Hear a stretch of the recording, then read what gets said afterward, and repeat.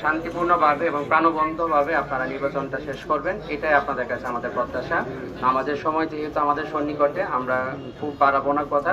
আমি কিছু বলার জন্য, আপনাদের উদ্দেশ্যে কিছু বলার জন্য আমাদের অত্র উপজেলার সম্মানিত এবং যোগ্য উপজেলা নির্বাহী অফিসার ও একই সাথে ত্রয়োদশ জাতীয় সংসদ নির্বাচনের সহকারী রিটার্নিং অফিসার জনাব নাজমুল হোসেনকে কিছু বলার জন্য অনুরোধ করছি। ধন্যবাদ। আসসালামু আলাইকুম, সবাইকে অসংখ্য ধন্যবাদ।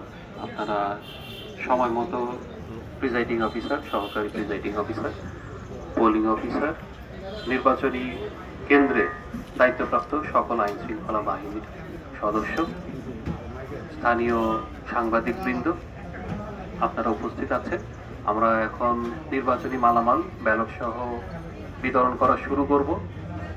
প্রত্যেকটা কেন্দ্রে আমাদের সংশ্লিষ্ট আনসার বাহিনী থাকবে, পুলিশ থাকবে, স্ট্রাইকিং ফোর্স হিসেবে পুলিশের ফোর্স থাকবে, সেই সাথে আমাদের বাংলাদেশ সেনাবাহিনী, বিজিবি, র্যাব, আনসার ব্যাটালিয়ন উপস্থিত থাকবে টহল হিসাবে, এবং প্রত্যেকটা কেন্দ্রে তারা নির্বাচনী মালামাল পৌঁছে দিবে। আমরা একটি শান্তিপূর্ণ, অবাধ এবং নিরপেক্ষ ভোটের যে উৎসব মুখর পরিবেশ দেখতে পাচ্ছি। আমাদের পরিপূর্ণ প্রস্তুতি নেওয়া হয়েছে। আমাদের ৯২টি কেন্দ্রে সিসিটিভি স্থাপন করা হয়েছে এবং সেটার জন্য একটা মনিটরিং সেল গঠন করা হয়েছে। কেন্দ্র থেকে আমরা প্রত্যেকটা জায়গাতে দেখতে পাবো সেখানে ইনস্ট্যান্ট কি ঘটনা ঘটছে। আমরা এখনই আমাদের মালামাল বিতরণ করা শুরু করব। আমরা চরের যে এলাকাগুলো আছে, চর থেকে প্রথমে যাবে আমাদের দুর্গম এলাকায়, পরবর্তীতে আমাদের কাছাকাছি কেন্দ্র যেগুলো আছে সেগুলোতে আমরা চরের গুলো দেওয়া শেষ হলে কাছাকাছি কেন্দ্রগুলোতে পরে দিব। তো এখন আমাদের নামগুলো ঘোষণা করা হবে। প্রিজাইডিং অফিসাররা এসে তাদের নির্বাচনী মালামালগুলো আনসার সদস্য সহ বুঝে নিয়ে যাবেন। সকলকে অসংখ্য ধন্যবাদ।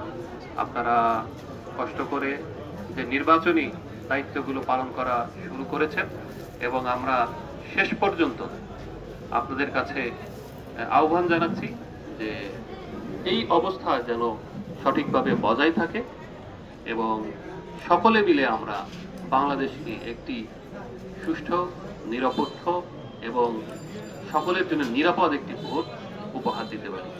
যেহেতু সময় সংক্ষিপ্ত এবং এখনই এখানে নামাজ শুরু হয়ে যাবে, তার আগে আগে আমরা শুরু করতে চাচ্ছি। আমাদের সহকারী নির্বাচন অফিসার তিনি রিটার্নিং অফিসারদের নাম ঘোষণা করবেন।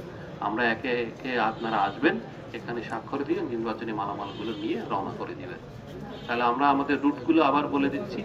প্রথমে আমরা দুর্গম এলাকা হিসেবে আমাদের চরে দিব, তারপরে আমাদের নোয়ারপাড়া থেকে শুরু হবে, সেইখান থেকে আমরা ধীরে ধীরে কেন্দ্রের দিকে আসবো।